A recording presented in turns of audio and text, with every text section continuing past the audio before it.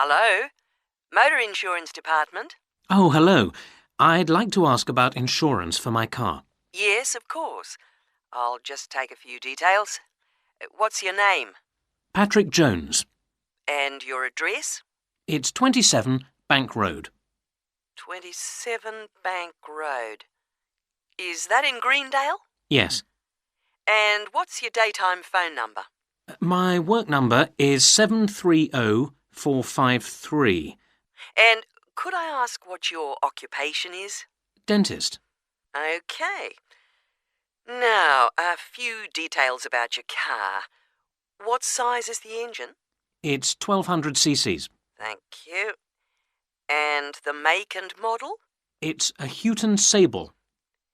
Could you spell the model name, please? Yes. Sable. Oh, yes. Thanks. And when was it made? 1997. Lovely. Right. I presume you've had a previous insurer? Yes. Right. We need to know the name of the company. Yes, it was Northern Star. Thank you. And have you made any insurance claims in the last 5 years? Yes.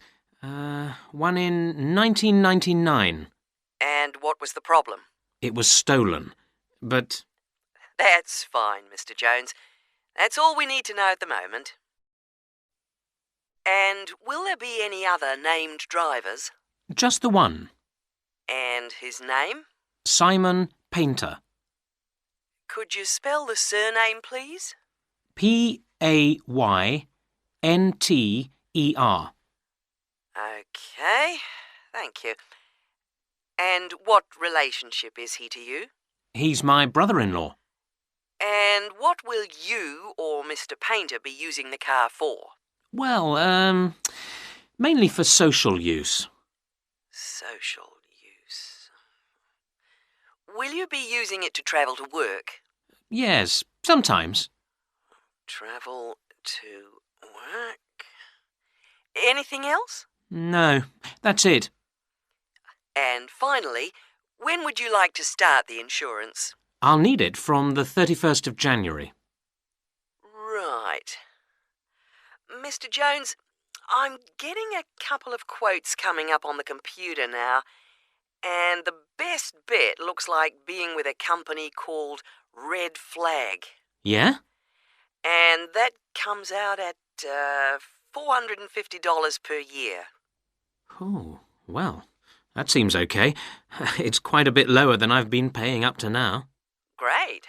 So, would you like me to go ahead with that? Sure, why not? How would you like to pay? Thank you for calling the tourist line. There are many different ways of getting round the city, and we'd like to suggest some you may not have thought of. How about a city trip by boat? There are 4 main stopping points. From west to east, Stop A, Greenbanks, Stop B, City Bridge, Stop C, Roman Landing, and Stop D, Newtown. You can find the main booking office at Stop A. The first boat leaves at 8 a.m. and the last one at 6:30 p.m. There are also many attractions you can visit along the river. At Stop A, if you have time, you can visit the fine 16th century palace here, built for the king, with its beautiful formal gardens. It's very near the booking office. Now you can enjoy every corner of this superb residence. Stop B. Why don't you visit Tower Restaurant with its wide range of refreshments? This is a place where you can sit and enjoy the wonderful views over the old commercial and banking centre of the city. Stop C is the area where, in the 1st century AD, invading soldiers crossed the river. This was much shallower than it is now. That's why this area is called Roman Landing. There's an interactive museum to visit here, with a large shop which has a good range of local history books. At the furthest point of the trip, Stop D, The most exciting place to visit is the new entertainment complex with 7-screen cinema, bowling alley, and video games arcade. Besides the boat tours, there are city buses. 2 companies offer special services. The top bus company runs all its tours with a live commentary in English. Tours leave from 8:30 a.m. every 20 minutes. There are departures from Central Station, Castle Hill, and Long Walk. This is a hop-on, hop-off service, and tickets are valid for 24 hours.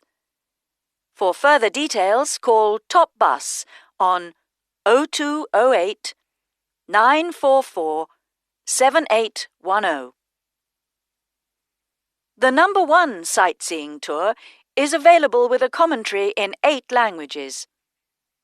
Buses depart from Central Station every 5 to 6 minutes from about 9 a.m., with the last bus at around 7 p.m. There are also number 1 services with an English-speaking guide. Pleased to welcome Dr. Martin Merriweather of the Antarctic Centre in Christchurch, New Zealand, who has come along to talk to us today about the role of the centre and the Antarctic Treaty. Now, my first question is about the choice of location for the centre. Why Christchurch? Was it because of the climate? Well, actually, New Zealand is the second closest country to Antarctica, and Christchurch is often used on Antarctic expeditions. Right, so it's because of where we are, coupled with our historical role. So tell us, what is the main purpose of the centre? Oh, well, we have 2 complementary roles. One is as a scientific base for expeditions and research, and the other is as an information centre. Tell us something about the role as a scientific base. Well, we're able to provide information about what scientists should take with them to the South Pole. For example, the centre contains a clothing warehouse where expeditions are supplied with suitable clothing for the extreme conditions. I suppose you need a bit more than your normal winter coat. Yes, exactly. And then there's also the specialist library and mapping services. Right. And which countries are actually located at the centre? Well, the centre houses research programs for New Zealand, for the United States, as well as for Italy. There's even a US post office at the American Air Force Base here. Really? And what does the Visitors Centre offer? Well, since very few people will ever experience the Antarctic firsthand, the Visitors Centre aims to recreate the atmosphere of Antarctica. There's a mock campsite where you can see inside an Antarctic tent and imagine yourself sleeping there.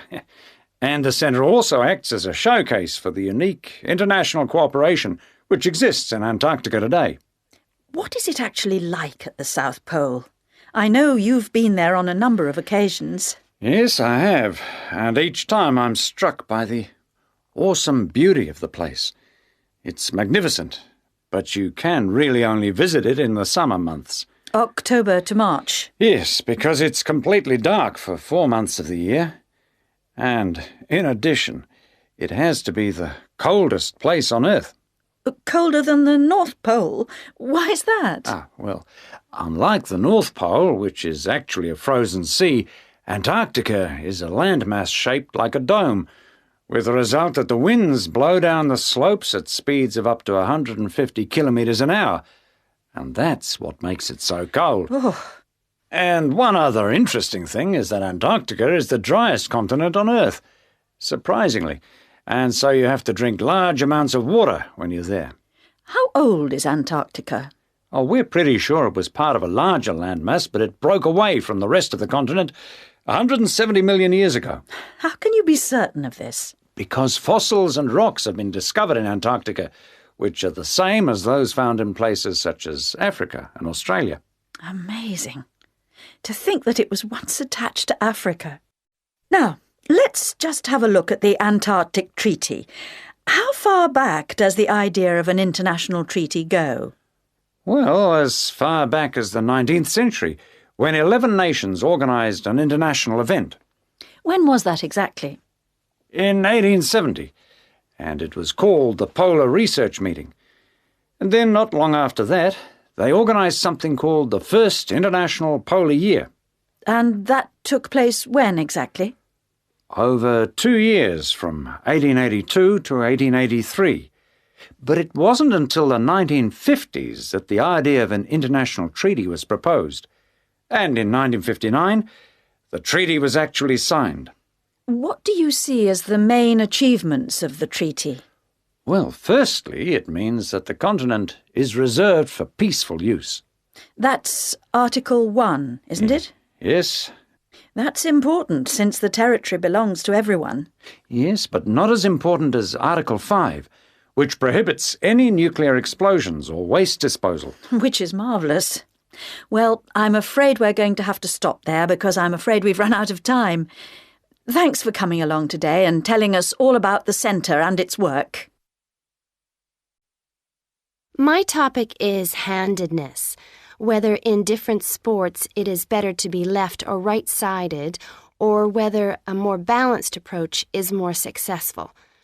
I'm left-handed myself, and I actually didn't see any relevance to my own life when I happened to start reading an article by a sports psychologist called Peter Matthews. He spent the first part of the article talking about handedness in music instead of sport, which I have to say almost put me off from reading further. But what I soon became struck by was the sheer volume of both observation and investigation he had done in many different sports, and I felt persuaded that what he had to say would be of real interest. I think Matthew's findings will be beneficial, not so much in helping sports people to work on their weaker side, but more that they can help them identify the most suitable strategies to use in a given game. Although most trainers know how important handedness is, at present they are rather reluctant to make use of the insights scientists like Matthews can give, which I think is rather short-sighted, because focusing on individual flexibility is only part of the story. Anyway, back to the article. Matthews found a German study which looked at what he called mixed-handedness, that is, the capacity to use both left and right hands equally. It looked at mixed-handedness in 40 musicians on a variety of instruments. Researchers examined a number of variables. For example, type of instrument played, regularity of practice undertaken, and length of time playing instrument, and found the following. Keyboard players had high levels of mixed-handedness, whereas string players like cellists and violinists strongly favored one hand. Also, those who started younger were more mixed-handed. Matthews also reports studies of handedness in apes. Apes get a large proportion of their food by fishing ants from anthills. The studies show that apes, like humans, show handedness, though for them right and left-handedness is about equal, whereas about 85% of humans are right-handed. Studies showed that apes consistently using the same hand fished out 30% more ants than those varying between the two.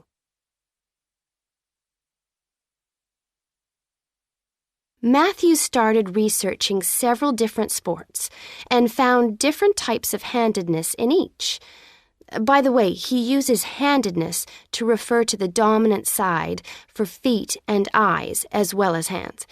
Anyway, his team measured the hand, feet, and eyes of 2,611 players and found that there were really three main types of laterality. Mixed, you work equally well on both sides, both hand and eye. Single, you tend to favor one side, but both hand and eye favor the same side. And cross-laterality, a player's hands and eyes favor only one side, but they are opposite sides. Let's start with hockey. Matthews found that it was best to be mixed-handed. This is because a hockey stick must be deployed in two directions. it would be a drawback to have hand or eye favoring one side. An interesting finding is that mixed-handed hockey players were significantly more confident than their single-handed counterparts. Things are slightly different in racket sports like tennis. Here, the important thing is to have the dominant hand and eye on the one side. This means that there is a bigger area of vision on the side where most of the action occurs. If a player is cross-lateral, the racket is invisible from the dominant eye for much of the swing. It means that they can only make corrections much later, and often the damage has been done by then. And moving to a rather different type of sport, which involves large but precise movements, gymnastics. It's been found that cross-hand-eye favoring is best. The predominant reason for this is because it aids balance, which is, of course, absolutely central to performance in this sport.